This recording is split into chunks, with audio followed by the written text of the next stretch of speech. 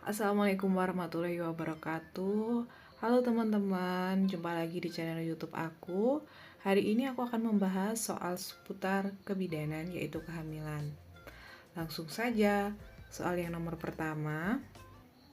Nyonya A, G2, P1A0, umur kehamilan 10 minggu, datang ke puskesmas dengan keluhan mual muntah di pagi hari.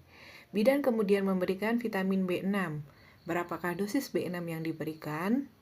A. 2 mg, B. 1,9 mg, C. 3 mg, D. 1,5 mg. Nah, bisa kalian pause dulu ya teman-teman buat bisa jawab pertanyaan ini. Aku tunggu jawabannya 10 detik ya. Apakah yang A, B, C, atau yang D? Oke, jawabannya yang B ya, 1,9 mg. Yang benar siapa aja ini?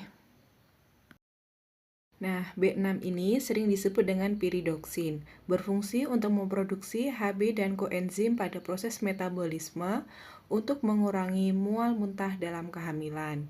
Biasanya ini bisa diberikan sehari sekali di pagi hari. Dan kalau di kasus yang sudah lebih berat, biasanya ditambahi vesperum ataupun obat anti mual yang lainnya.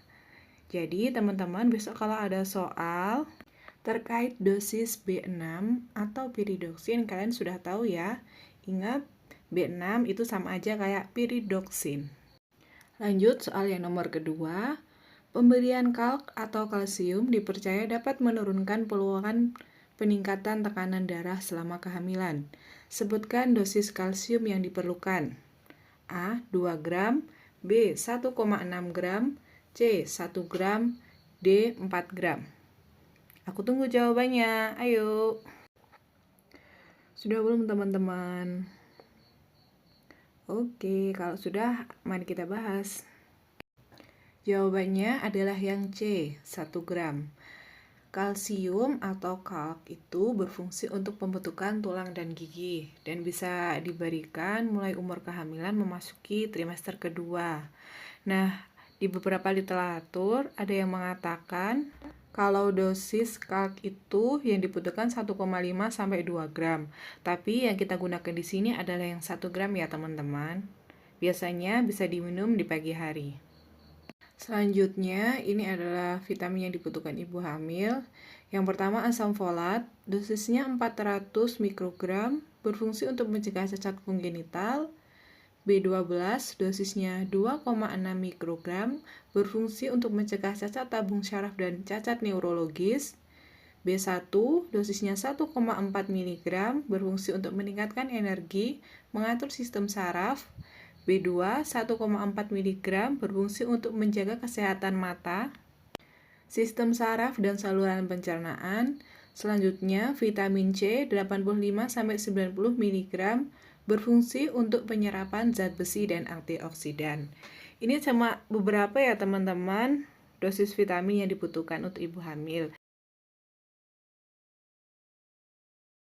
Nah, soal seputar vitamin untuk kehamilan beserta dosisnya ini keluar ya teman-teman di soal P3K tahun kemarin. Jadi, nggak ada salahnya buat kita pelajarin.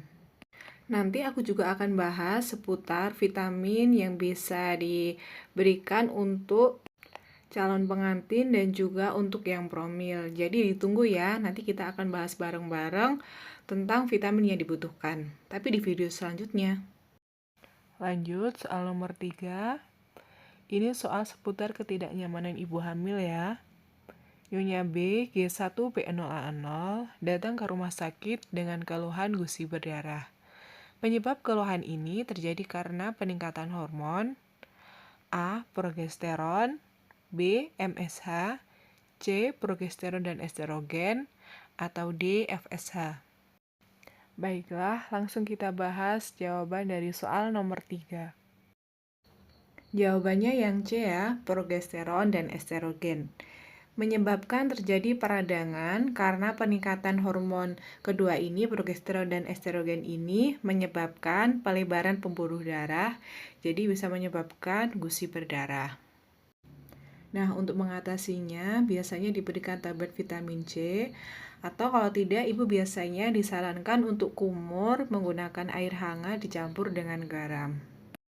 Selanjutnya, ini adalah beberapa hormon yang berperan penting dalam kehamilan. Yang pertama, ada MSH atau Melanocortin Stimulating Hormone. Ini dikeluarkan oleh lobus anterior hipofisis. Peningkatan MSH ini biasanya memicu sel-sel melanosit pada kulit dan menyebabkan flek di wajah, stretch marks, dan juga gelap di bagian areola. Nah, kalau ketemu kasus yang kayak gini, kalian sudah tahu ya teman-teman, ini terjadi karena peningkatan hormon MSH.